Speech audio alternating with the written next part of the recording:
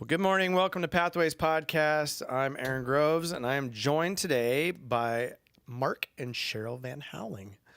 Thanks for being here, you two. Yes. Absolutely. Yeah. And we were talking before the podcast. You guys have had a couple of late nights recently, and so I don't know that you got up early to come here, but you decided to come and join us this morning. We're so grateful that you're here and going to share a little bit about your story. And Yeah, thanks for having us. find out. Yeah, we actually stood you up last time, Aaron. Yeah. Yeah. That's I that's shouldn't all right. have said that. That's all right. That's all right. We made it work. Oh, We made good. it work. Good. Hey, other people, we might have just said, forget it. We're not going to reschedule them, but we wanted you guys on. Yeah, so well, thanks. here you are. Appreciate Yeah. that. Yeah. We appreciate that. Well, why don't you start by just introducing yourselves? Maybe tell us a little bit about yourself. Why don't you guys tell us a little bit about your upbringing? Maybe, were you raised in a family of faith? Like, when did you come to know Jesus? Maybe how did you guys come to meet each other? So you guys want to start? Who wants to go first? I can start. All right, let's hear it. Well, I'm originally from Newton. Okay. When I say that, I was 5 when I moved here. Okay. And I started on a rocky road.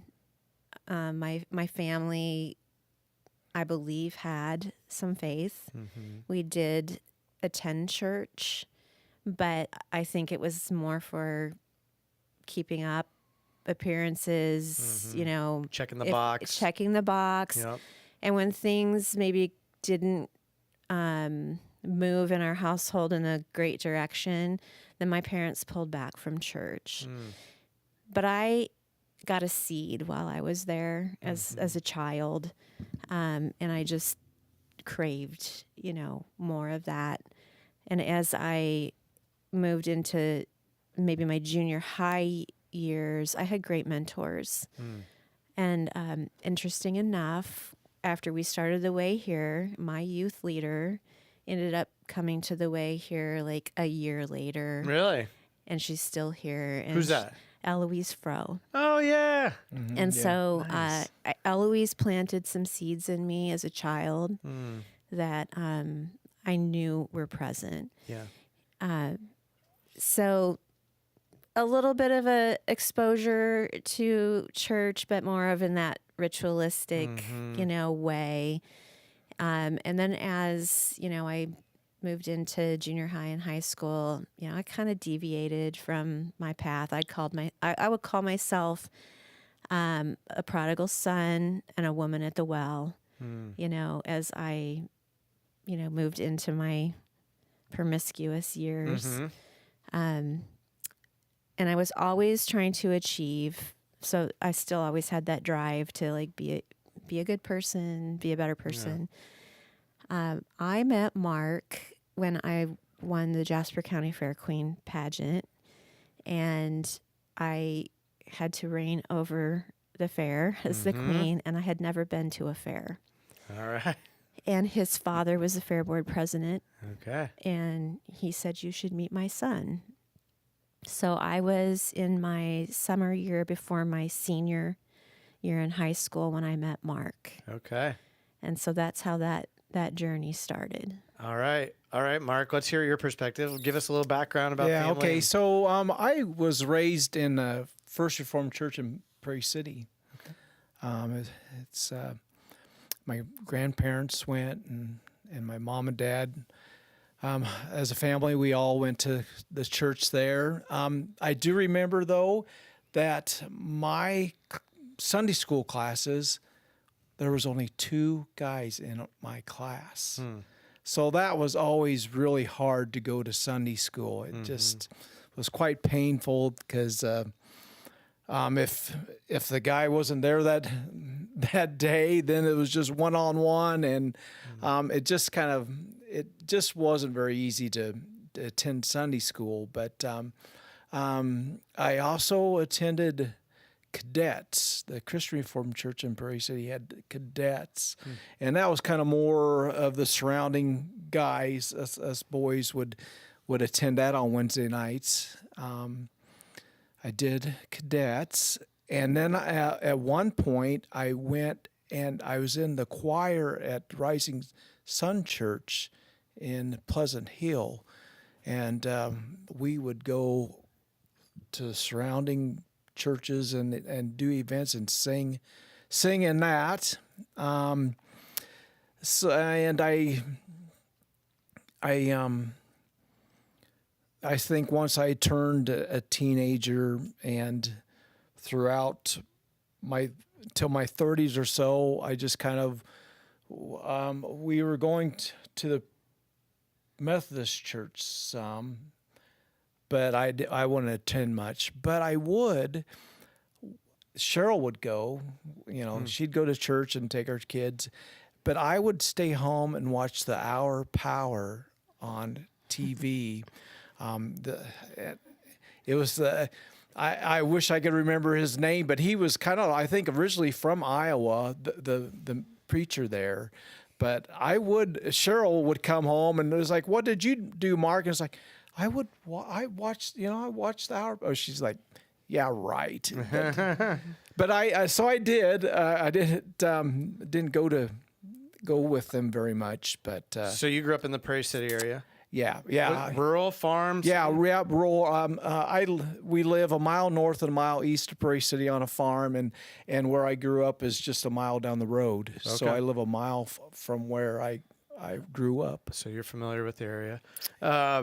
So when you guys met, is it fair to say? And were you guys the same age roughly, or was you? He's a little older than Okay. I am. Okay. A couple years ahead of me in school, so he was actually in college when I met him, Okay. and I was in my summer before my senior year. Gotcha. And so is it fair to say when you guys met, you both weren't very strong in your faith, or would you say you were strong in your faith? We were not. No. Okay. We were strong in whatever party was out there that we could go to together. That's where we were strong. Yeah. Yep. Yeah. Mm-hmm. Yeah, Hitting the that's fair social to say. scene. Yep. Yeah. Yep. And so, how long did you guys date before you got married? 4 years. 4 years. Yeah, 4 years. Okay. Mm-hmm. So, what did Mark? What did you see in and Cheryl? Not yet your wife, your girlfriend. What did you see in her that was like, I could date this girl and eventually marry her? Oh my gosh, Aaron, you're going to get me in trouble, aren't you? No. Actually, she's very beautiful. She's artistic. All right. She always could sing real well. That always just for a man to have. She sang in our wedding to me. Yeah, if that wasn't incredible. That's cool. She is a remarkable woman, and at that time she was a very remarkable young lady. Mm-hmm. And what did you see in Mark? A bad boy. He wasn't my typical like physical attraction type, because I always dated like guys with dark hair and all these things.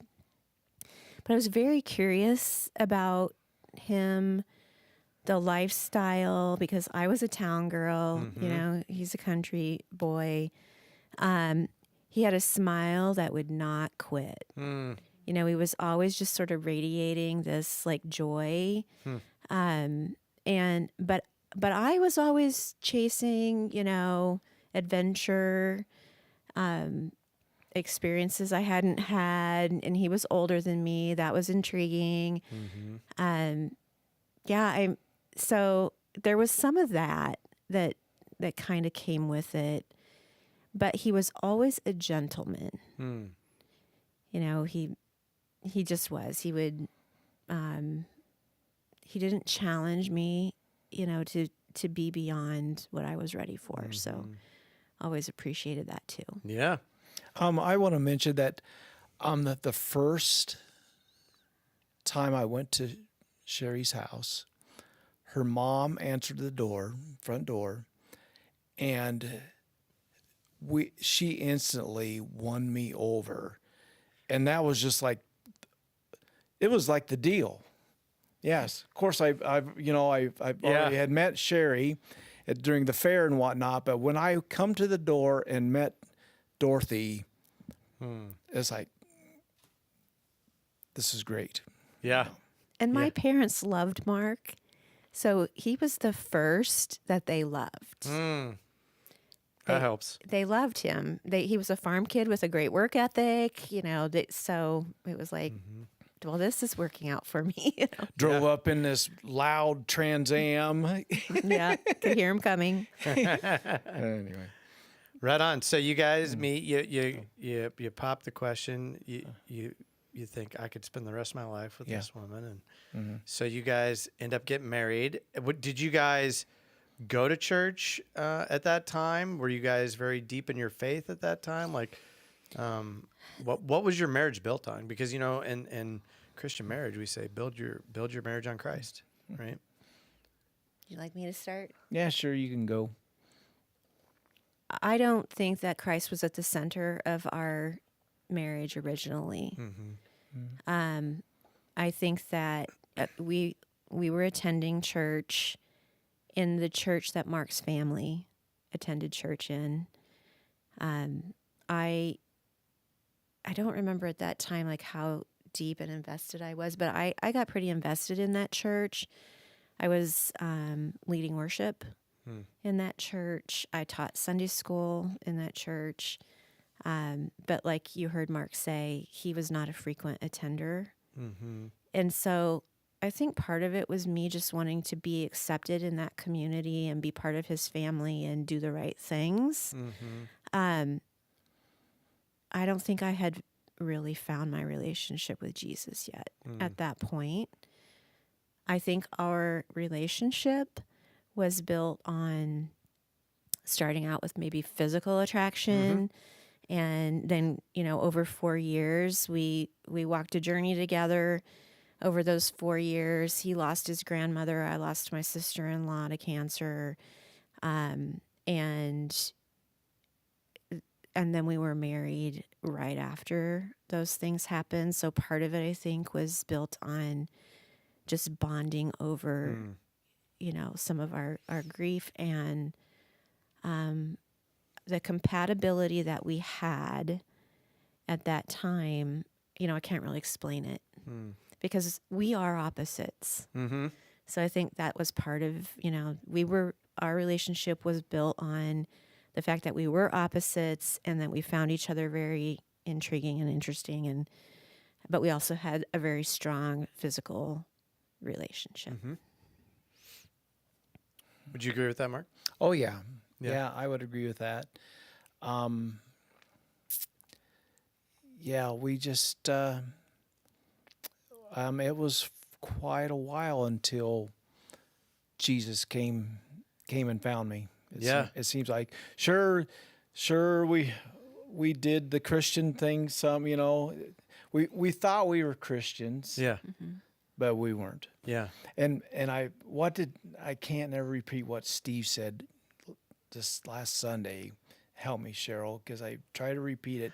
that I thought I was a Christian until I was reborn again.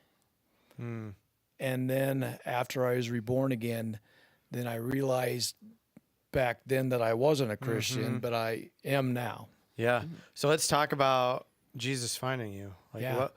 How old were you? What did that look like? Was it a kind of a process that took place? Yeah, I got a date, and people say I'm kind of a newbie at this, because Jesus came into my heart, October 13th, 2015. Yeah.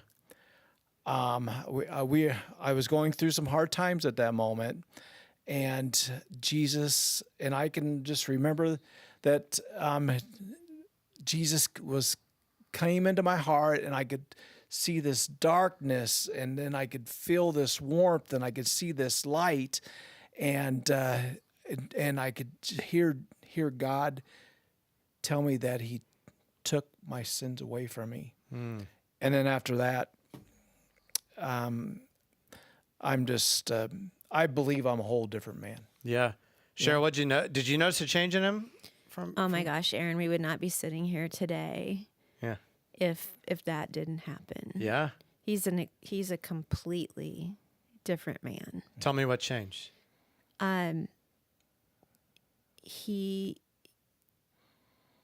He's not selfish. He's not self-centered. He's not living and hiding in his sin. And he doesn't care about the things that he used to care about. He's not turning to the things he used to turn to. He's just a totally different person. I can attest to the fact that he died to his old self, completely died to that, and became somebody new. Yeah. Praise I God. didn't trust it at first. Yeah. It took a little while. Sure. But because I needed to see it be sustained, right? Like Yeah. I need to see like this is not just an attempt, at manipulation or something Yeah. like that. I needed to see sustainability in that, and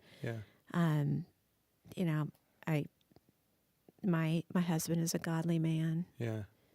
and we wouldn't be sitting here literally if Jesus wouldn't have plucked him out of where he was. Tell me why. What would have happened? We were at that point. We were at a point of struggle where we couldn't find ourselves in a marriage that was going to work. And I was, off, like, I think I snapped too. And I just couldn't do it anymore. So I snapped. And when I snapped, I didn't make great choices either.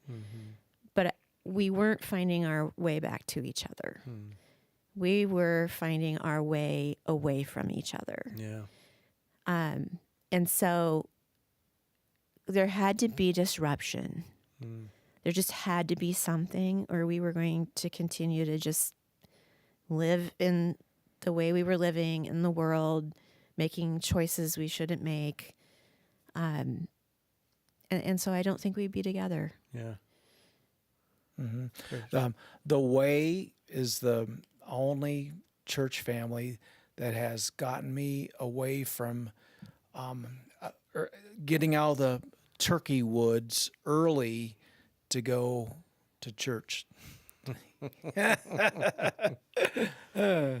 What did surrender look like for you? I mean, what did it look like? I mean, was it a struggle? Was it a battle there, or was it just like I'm done? There was darkness, and it was there was light, and then there was evil, and then it was God, and it was all, I can still picture it, Aaron. It was all in my mind, and then all of a sudden it was this light and this feeling like no other. That Jesus was in my heart now. Yeah. And took all my sins away from me. Yeah. That was, that's the big thing, was when he took them. Was it sounds like there's a little bit of wrestling match between good and evil there, but like, was there a point where you just had to like say, okay, I'm done fighting the fight? No, I don't really felt like I was done. It just felt like I was. He just met you where you were at. Yeah. Yeah. Right on. I still think you probably could have, maybe you couldn't have resisted it, but like, you accepted it and like. Yeah, no, I don't think I could have resisted it. Irresistible grace. No, it was, from then on, it was like. I think from then on, it was like, what's this road going to look like? Yeah. And I don't think we should portray it as an easy road. Right. After that, we probably walked a year of like, now what do we do with this? How do we build trust in it? Yeah. How do we build trust in each other? And repair and restore. And I think it wasn't like immediately, you're reborn and then everything. Yeah, it's rainbow and all the unicorns situations in your life are rainbows. It just doesn't happen probably like that. So let me ask you this: at this point in time, where Mark's reborn, where are you at in your faith? Because obviously you've been struggling in your marriage and struggling with choices. Like, where are you at in your faith? And then when did you guys like start to take off together? Yeah. I've always had a trust in God, but I would say that right then I was still very angry and I wasn't ready to like let go of it. Like I was still wanting to hold on to like my, my control of it, my, whatever, because I wanted to be mad. I wanted to live in that because I'd been hurt in the process of our, lives together. And I wanted to be a victim for a while, if that makes sense. And I think there was a point where we both just, we said, we've got to get over this or this still isn't going to work. Yeah. And how are we going to do that? How are we going to come back to each other? Well, we're going to put God at the center and we're going to start having day dates. And we're going to get to know each other differently than we did when we got married. We're going to start with just becoming friends. And let's just take those baby steps that we never took. Yeah. And I think that, that was the walk. Yeah. That was a part of our journey where we were committed to that. We did come and have some counseling with Pastor Steve. But we were committed to that. And we also formed a covenant. And I think that's just my take on it. But what would you say? Just the thing that popped in my mind was that what helped me, and I believe us, is that, and it was from a dear friend of mine, and we all know her. She nudged me one day and asked me after church, Kathy goes, "Mark, take the journey class with me." And Cheryl has asked me like a year before, whatever. It's like, your wife's going to ask you, and it's like, well, and, it's easy to say no to her, but to my dear friend, I could not say no to her, and I think that's what started helping us go the way that we're going now is that journey class. Yeah. Yeah. Digging back into your past, finding healing, finding reconciliation, being vulnerable with other people. Yeah. Mine actually started with the Breaking Free class. Because I was afraid of again. That was my fear. I had to figure out what my fear was, and that's what it was. It's like, I don't want to go down this path again and again and again. And I had to like break free from that captivity of that fear of again. Yeah. And so that class really helped me do that. And then I was ready to dig in through Journey. Yeah. But that's where it started for me. So what would you guys say to a couple that's in the position that you guys were in? They're growing apart, right? They're maybe having struggles, of whatever it might be, but they find themselves growing apart instead of growing closer together. What advice would you guys give them? God does not want you to get a divorce. If you're married, God does not want you divorced. So, and then I always for years have had this triangle, and through the Journey class, I always wrote it in my books. It was a triangle, and it was Cheryl and me, and then God. And the closer we got to God, is the closer that we would be together. So what are good first steps to start to grow together? So they've been apart. Yeah, God doesn't want me to get divorced, but what can I do, practically speaking, to grow together with my spouse? Well, he kind of nailed it. Like, you need to grow your relationship with God. Yeah. You need to understand that piece of things and have your own relationship with God, and then put it together. Because I think through exploring that, seeking that, identifying the fact that, that what that relationship should look like helps you understand what your relationship with your spouse should look like. And so, and I think that was my point of like, we're going to start this relationship together in a very different way. We're going to start with God at the center. We're going to start by getting to know each other before we, dive into this, level of relationship that doesn't have anything that's founded on intimacy or care in a way that is, more like our relationship with God. It's just a very, human, worldly type of relationship. So little steps. We started, like I said, we had day dates. We'd go on a day date on Saturday afternoons or mornings. We turned the TV off and we started to play cards in the evening together. And we started to talk more, right? Like it started to want to know and have a deeper relationship with each other than just the one we had formed years ago. And I would say that you have to recommit to that on a regular basis because it's really easy to slide back into Saturday morning, this last Saturday morning, we had a family photo shoot. And after that, we went for coffee in Des Moines. And it was so important. And we haven't done it for a long time. I think I have slipped back since COVID. That was kind of a crutch to me that, you weren't to go out and I think that didn't help me. I felt myself slipping back to almost where my old self was.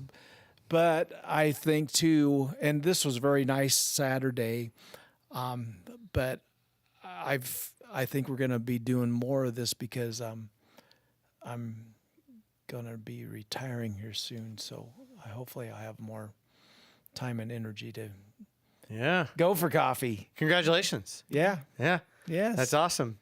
Well, as you guys speak, like the word priority comes to mind. Number one priority is relationship with God. Yes. Right. As we grow closer to Him, your triangle analogy, we grow closer to each other. But the number two priority is our spouse. And like you said, slipping back into old ways or getting the little things, getting to know each other. Like we tend to prioritize so many other things in front of our marriage, and then we find ourselves growing apart. And Mark will tell you that he was probably fourth or fifth on my priority list for many years. Yeah. Oh, yeah. And like below the cat, right? So, and there's a lot of truth in that. So, when you become a mother, your kids take this place of priority in your life and your focus changes. I was seeking unconditional love all my life, and I found that to be, something that happened in my animals. Like I was getting like a little bit of what I needed to fill that black hole through my animals. And so they took priority in my life. My career took priority in my life, my self-ambition and drive. And Mark was somewhere below that. Gotcha. And so repositioning all of that was really critical. Yeah. And yeah, I think that you nailed it. Priority. You have to make it a priority. And I made God a priority in my 30s. But I made God a priority in my 30s because my kids were such a priority. Once my kids grew and were out of the house, it was like, okay, is God, still a priority? Was God a priority so your kids could see that? Or why was God a priority because of your kids? My God was a priority because I wanted my children to understand the difference between right and wrong, serving and self-centeredness. The things that I was struggling with, I wanted them to have the seeding. Yeah. And I needed him because I was in that struggle. And so he became more of a priority. I am an ambitious person. And so I really have to guard against just seeking God out of this ambition for myself. Like putting him in the position of like, everything I do for you. And I'm still trying to portray to my children what that looks like when you live it out. Especially, I'm a career person. I have a career, I have a demanding job. Yeah. And journey, the way of life, walking with others, demonstrating how you walk that out daily is such an important thing to model. Yeah. But at that point, I was wanting to model something for my children so they had that seeding. And that's why it became a priority for me. Yeah. Well, let's talk a little bit about the shift then, because when did you guys take the journey for the first time? Like 2016. 2016. I think, something like that. Same for you? We were in it Yeah. together, but we took it as individuals. Okay. And I Yeah. find that to be really important if you come with your spouse. Yeah. It's an individual walk that you need to take. I loved taking it individually with my wife because all of a sudden, like, we're reading material or going through things and we could be like, hey, what'd you think about this in the workbook? And, we started bouncing things off each other, and we were going through that healing process at the same time. And I felt like there were things that were revealed in that that I had never talked to Trisha about before, and things that revealed to her that she had never talked to me about before. And for me, if she had been going through that and I wasn't, probably would have been harder for me to hear what she had to say, and vice versa. And so for us, it was definitely a blessing to go through at the same time, find that healing, find revelation, and then explore that together. And so I loved taking it with Trisha clear back in, like 2013. Yeah. It was transformational. Cody and I was the only guys in our class, but there was like 16 or 17 of us. There were 17 of us.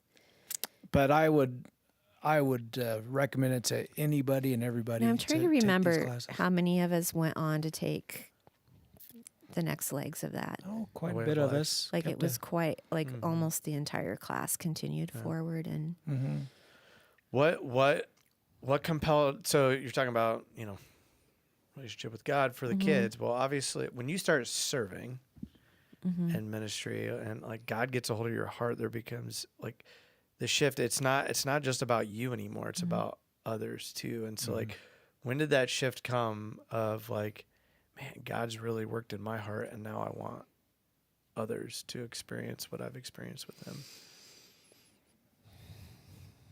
it was incremental. I think, because again, I started teaching Sunday school. It was all about the kids, right? Like, but the other thing, that I learned about myself through Journey is that through my upbringing, I learned how to perform. Like, I learned to not be authentic. And so you can have a role in the church, stand on a stage, be a worship leader, and not be authentic. You can be up there performing, right? And even when I came to the Way, I was on the worship team, and that's where I started my serving in the church. And I learned enough about myself to say, I need to get off the stage. I need to put my butt in a seat, and I need to be authentic in my worship and not up there, like trying to remember the words, have this view of me, because I grew up that way of like trying to earn favor by performing, being in pageants, being on the drill team, singing with my brother. Like, I grew up that way, and that's how I got my reward system. And I think that at the point when I went through Journey and I determined that authenticity was my number one value, that I needed to make a shift for myself, and I wanted other people to find their true identity, their total identity, not leave any of these, things undiscovered. Yeah. So that they could serve out of sincerity. And I think that was a huge shift for me. I've always been motivated by other people doing well, being their best self, and I needed to be my best self in that process. So, do you feel like the sincerity along with it came transparency and vulnerability? yes, and I struggle with that. Yeah. I've struggled with vulnerability. I have struggled with trust of people in authority positions because I've been hurt, throughout my life. And so being vulnerable and allowing myself to be vulnerable to other people and even to Mark is something I have to work on every day. Yeah. And so, but there's such healing and power in vulnerability if you allow yourself to go there. Absolutely. And I think that, through Journey and through sharing your story with others and putting yourself in that vulnerable place, you just want that to continue because you're growing in that. Yeah. And when you grow and share in that way, other people feel more comfortable Yeah. growing and sharing in that way too. Well, that's where the deep and meaningful relationships are, is in vulnerability. Like we can have surface level relationships with people, right? But we get those surface relationships when we're not willing to be vulnerable. We're not willing to be transparent. Right. Mark, with you, you seem like an extremely vulnerable guy. Like I always feel like I know what's going on in your heart when I talk to you. Have you always been that way, or did that come? I believe I have been in some form or another. Yeah. But since I have been reborn, I believe my anthem is to show people the light that comes from me, which is Jesus, to others. Yeah. Yeah. And I hope I do that because I'm a pretty emotional guy, and I can get that way right now too, just thinking about that. So Yeah. Why does it make you emotional? because Jesus is just pouring out of me, and it just overwhelms me sometimes. Yeah. Yeah. Well, that's what we want. We want people to see Jesus in us, not us, right? Because Jesus is the one that healed us. He's the one that reconciled us, and that's what we want for others. That's what we want for others. Yeah. Yeah. Well, talking about authenticity, I always love getting caught behind you guys in a worship session because I love watching you guys worship because I feel like you are authentic. There's no walls or barriers up. You're not afraid of what others think about you when you worship. Like you're letting the Spirit lead and you're just worshiping. And I appreciate that about you guys. So thank you for your authenticity. I don't have any control over it. I really don't. And I think that is why I don't want to be a worship leader on the stage because I don't really have any control over it. When I worship, I want to worship from my toes. And, I understand being on that position on the stage that you're leading other people. You have some responsibilities that you have to attend to, right? It doesn't mean those people aren't authentic. So don't get me wrong. It just means for me, I have to let the Holy Spirit just take me over in that moment, and I want to give him my full attention and my full self. Yeah. And I want to inspire other people who are on that side of worship to see that it's okay. Yeah. And that they can do that too, if that's in their heart. Have you guys always been that way when it comes to worship? Well, okay, so she probably has been. Yeah. I could remember the time in the old worship center sitting in the back, and Steve telling us to pretend like we're at a football game. And, you all would be hooping and hollering Right. if he's at a football game, so why not do it now? And that was kind of a little bit of a start maybe for me. But I have always been like, when we was at the Methodist Church in Prairie City, we would have newer music like we do now, and I love that. Yeah. So that kind of maybe where it all started. Yeah. But I don't know. Can't really sit still if you're next to me either. Well, and believe it or not, everybody, I never look at her at all when we're worshiping, but most of the time because I got tears in my eyes. But Yeah. Well, I would encourage others, just don't hold back. Don't hold back. No. And worship looks different for different people. It doesn't mean you have to have your arms raised. Like, just respond to the Spirit. Sometimes in worship, like, I just sit down and I just am overwhelmed with thankfulness, and I want to pray Right. in that moment. And that's what I do. I sit there and I pray. For others, it's hands in the air. For others, it's, closing their eyes and just, crying out, whatever it might look like. But don't hold back. Yeah. I think that, some of us were born to worship in a very, loud way. Some of us are very tied into music as something that moves us.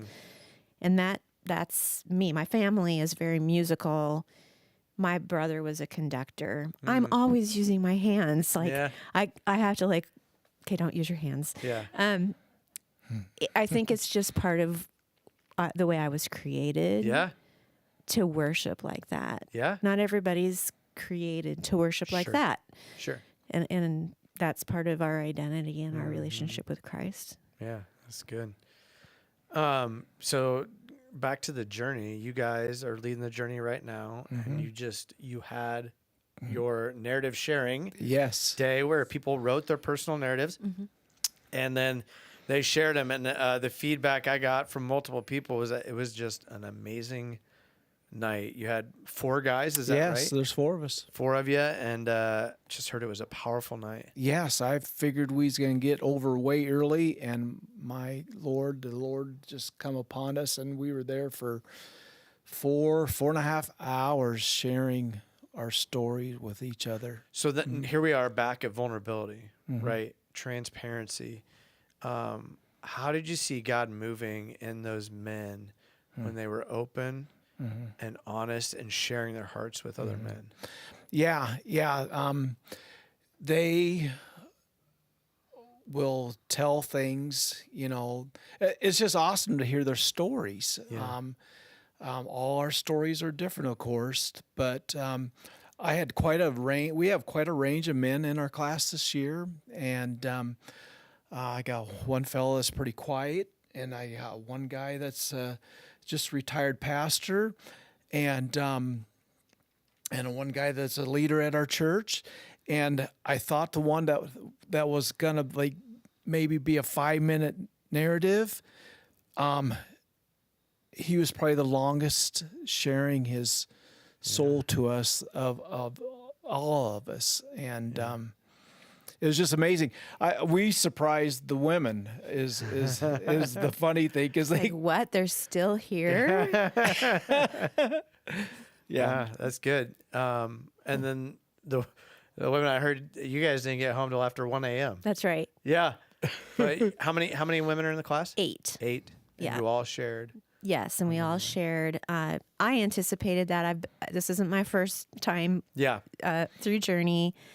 So I know that experience, it's important to give people space, time, and to honor it appropriately, and to set the right expectation that we're not going to get out of here anytime early. So let's plan accordingly. we brought some food in. People are really apprehensive and anxious about what that's going to look like. And I'm like, gosh, are we going to be here till midnight? And can't we structure it differently? But at the end of the day, when you experience it, you understand why it has to be what it is. Yeah. You're going to leave there bonded. Mm-hmm. You're going to leave there protected by your sisters or brothers for your lifetime. Yeah. And so it's just a matter of getting in that vulnerable place, Yeah. but having it be in a setting and a situation where you just share a meal together, get started, and let it flow. And how does God show up in that? I mean, obviously there's tears that flow. I mean, there's thankfulness, there's sorrow, but there's also healing and like you said, there's a bonding that goes on that can only happen in the family of God between brothers and sisters in Christ. Yep. Because the way God shows up is from the beginning of Journey. Like, he walks in the door with us. We invite the Holy Spirit in to be present every time. Because there's a trust that needs to form in small steps before you get to that point between these people who don't know each other. But, God is so present and powerful on that night because people are like, I wasn't going to share that, but I decided to. Yeah. Or, there's just things that happen that you just know that, like, you couldn't have done that without the power of God giving you the strength and the bravery and the courage and being there to hold you up. Yeah. Well, we just got to keep reminding ourselves that it's God's story through us. Right. And the blessing he pours out on that night. Yeah, it's incredible. That peace and that fulfillment and that joy of, like, I know I was supposed to be here. Like, God asked me to come here. Yeah. He asked me to grow my relationship with him. This is a step in that growth. I'm being obedient, and now I get to experience his blessing. And it's just There's also a little bit of like, yeah. I made it through it. I did it once. I can do it again. Yeah. Like, there's that. Like, Yeah. Yeah, the pastor Sunday give us the challenge. a challenge to share that 12 times. And walking out of church Sunday, I was talking to a couple of my Journey people, and I said, "Hell, tomorrow we're gonna be Number one, first time. Be one down. Well, 11 more to go." Yeah. Yeah. No, I was thinking of that as you were just saying that. We got the challenge. Like, everybody has a testimony. And we got to be willing to share it. We have to share it. Well, what happens is, like, God just puts the opportunities in front of you now, right? And so it's not like you can ignore that he gave you the opportunity. Yeah. So are you going to step into it? Right. So I think that's what happens. Yeah. I don't think we walk out of there and it's like, well, I don't know when I'm going to share that again. Like, no, the opportunities are going to come. Yeah. And you'll have that choice each time. Yeah. That's so good. Highly recommend the class to anyone, anyone that next time it's offered, if like the Holy Spirit lays on your heart, don't resist it. Right. Step into it. You won't be the same. You won't. After the class. And that's scary for some people. Sure. Right? It's scary that they're not going to be the same. The thing that I think is important for people to hear is that writing your narrative is not the end of the story. It's the beginning of the story. Right. We have a whole nother, the class is 22 weeks. We're entering our third leg of the Journey class this coming Monday. There's all of that comes along the backside of that to help you figure out, like, what do I do with this now? Yep. How do I live this out? What do I do next? How do I step forward from that? Because it's not the end of the story where we say, you're transformed now, like, go home and we're not going to be here to support you. Right. You're going to have that support. Right. And even so much so, you can take 2 other classes after that. That's if you right. want. That kind of ties into the first ties class. right into So, it all. a way of life and walking with others. Yeah. You're right on. Yeah. And they're just as transforming. Last thing I want to talk to you guys about, and usually we ask people before the podcast, or anything off limits or that you don't want to talk about. And I didn't ask that for you guys, so you can definitely. Well, Jen say, did. Oh, okay, good. Jen was on it. What would you answer? Nothing No. on the phone. Okay. Well, yeah, just go ahead. I just want to, you guys have been through a lot as a family, and specifically loss. Yes. And I just want you guys to share, because even though you experienced so much loss and so much heartache, you guys still have joy. Mm-hmm. You still have peace. I'm not saying it's easy, but it just seems like God has helped you guys through it. And so, can you guys just talk about how God has showed up in the midst of loss? Yeah. You know, we don't want to be defined by our losses. We want to be defined by the way we show up in our losses. And we could not show up the way we show up if we did not believe in the gospel. If we didn't have the faith that there's an eternity and we're going to see our loved ones again. And our role is really helping people who are lost understand what hope they have in that. My loss, his loss, it all started very early for us. I lost my sister-in-law when I was 13 to melanoma cancer. I lost my grandmother that was lived just down the road from me, on the farm. Within 2 weeks, those two things happened. 2 weeks. I lost my best friend that was 18 years old, that we'd known forever. Lived a mile down from each other. Kind of the same time frame, and he had spinal cancer. Yeah. And so we have, we've had periods, seasons where we've had great loss. We've lost, our son-in-law at 28.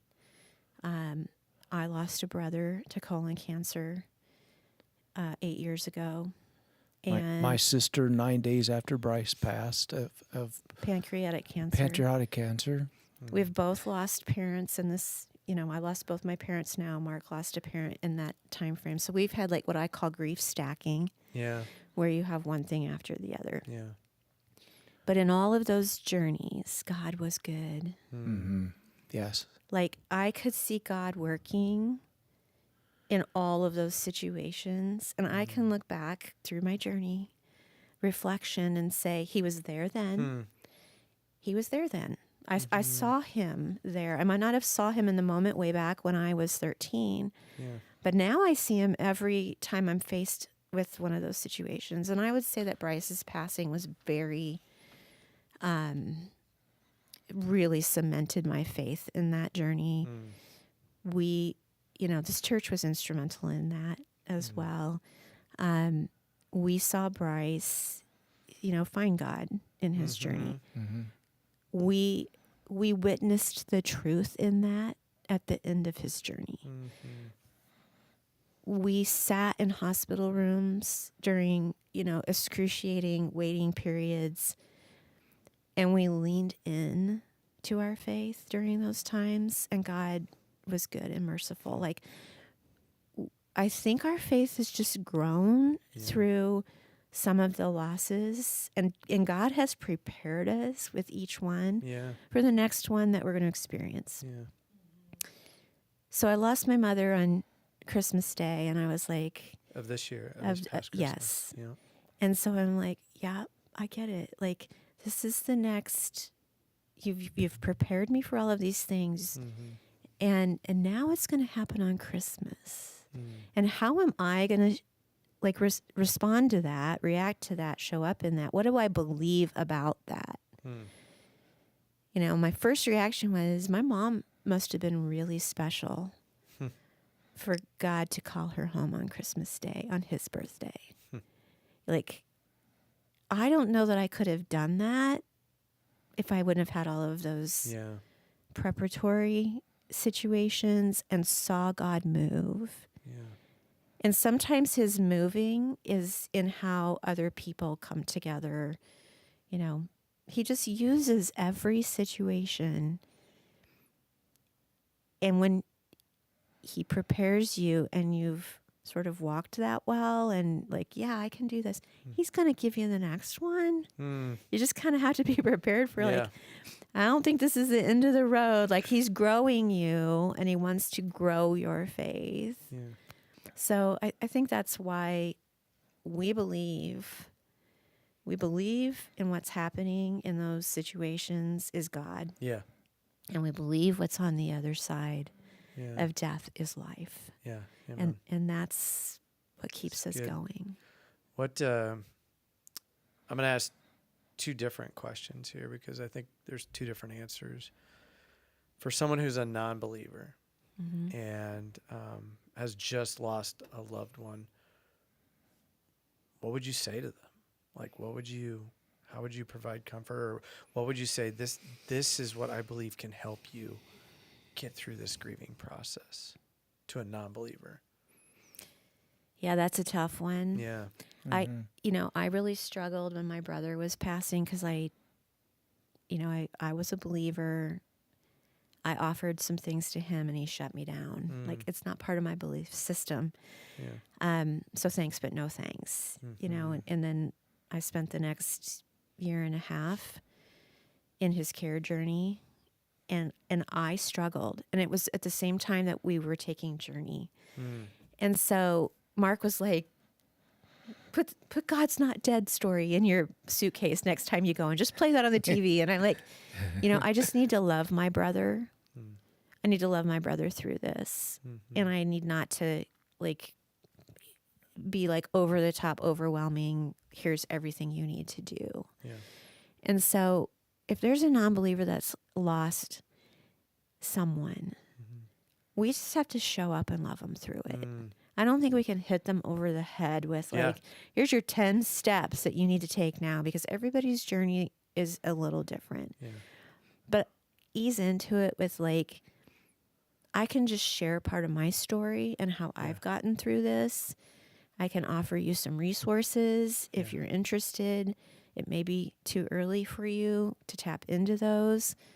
But later on, if you want to talk about them, we have a great grief share program at the Way. But even like Mark said, for them to see the love of Christ, for them to feel the love of Christ, to see the light of Christ in me by just showing up. Just show up. And saying, I'm here, Yeah. Just show up and be different. Yeah. Yeah. Show up and be different. Be different. I am probably one of the loudest people when it comes to that sad times, because I believe that the loudness is the light of Jesus coming out of me. I hope I don't rob people raw a lot of times, but I'm usually trying to be in a more uplifting place than not. Yeah. So how does it change for a believer? Maybe it's your brother or sister in Christ that what's a good way to come alongside them and help them as they're grieving? Mm-hmm. I think it's the same thing. You just show up. Yeah. And you got to take cues, from them. You got to meet them where they're at. Yeah. You have to be willing to be in the middle of the mess. Don't have an agenda. And then,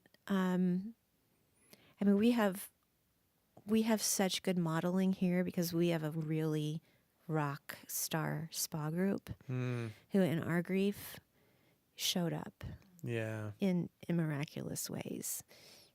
And so it's showing up and just looking for those opportunities for whatever anybody needs and coming alongside and not judging the way they're processing their grief. And, just step in where you can be that light. Yeah. And sometimes it's a matter of asking if you can pray for them. Yeah. Even non-believers sometimes will say yes. Yeah. In those moments. And so when they see that you are genuine and sincere in what you're trying to lift up for them and then give it to God, and you have to do that too. You can only do so much. and then you got to give it to God Right. and step back Right. Yep. and let him work. That's good. Well, we appreciate you guys have experienced a lot in life, and you've overcome a lot in life by the grace of God and by His power and by Him being in you and even showing up in others, and being that support. But you guys have been through a lot, and now I think God's using that as a connection point for others through like the Journey class and. Right. Through a spa group or small group where others might be struggling with something similar, you guys get it, and you can be like, "Hey, we're here." We would be here for anybody. We are. Yeah. We will be. Yeah. And we appreciate that about you guys. And so, thank you. Thank you for all the ways you Absolutely. serve. Thank you for being willing to come on and share your story and be vulnerable and You betcha. give us some words of wisdom. Yeah. Yeah, we're getting to that point in our life where we actually have wisdom, Yeah. Yeah. knowledge, and experience. Yeah. So, yeah. Absolutely. Well, we appreciate it, and I'm glad you missed the first one because I don't know, the conversation may not have gone as well as it did today. I'm There you sorry go. for standing y'all up. Yeah, it's all good. But It's grace. yeah, There we go, Grace. would it be all right if I just prayed for you guys as we end here? Of course. Absolutely. All right. Yes. Father God, I thank you. I thank you for Mark and Cheryl, Lord. I just thank you for their hearts. Lord, I thank you for making yourself irresistible to them. And in that, Lord, changing their hearts and changing who they are, literally making them someone new. Lord, thank you. A noticeable difference that can only be explained by you, Lord. May you get the praise and the glory for their transformation. But Lord, I thank you. I thank you for every experience that you've put them through. The good times, the hard times, the sad times, even the times that made them angry or mad, Lord, because they see how you were there. And Lord, you've used what's happened in their life to write their testimony, and you're still writing it, Lord. And we thank you for that.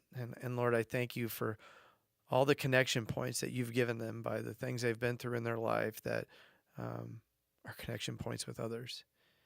And in that, you're helping others find hope. You're helping others find healing. You're helping others find you, Jesus. And I thank you for that. And so, Lord, I pray that you continue to use them. I pray that others can see them as an example of what it means to make you a priority and serving you a priority and sharing your fruit with others a priority. So, Lord, I pray that you just bring others in their path that they can share their testimony with, and that you will use their testimony and their story, Lord, to change hearts. We thank you, Jesus. We lift them up to you, and we pray just a prayer of protection over them.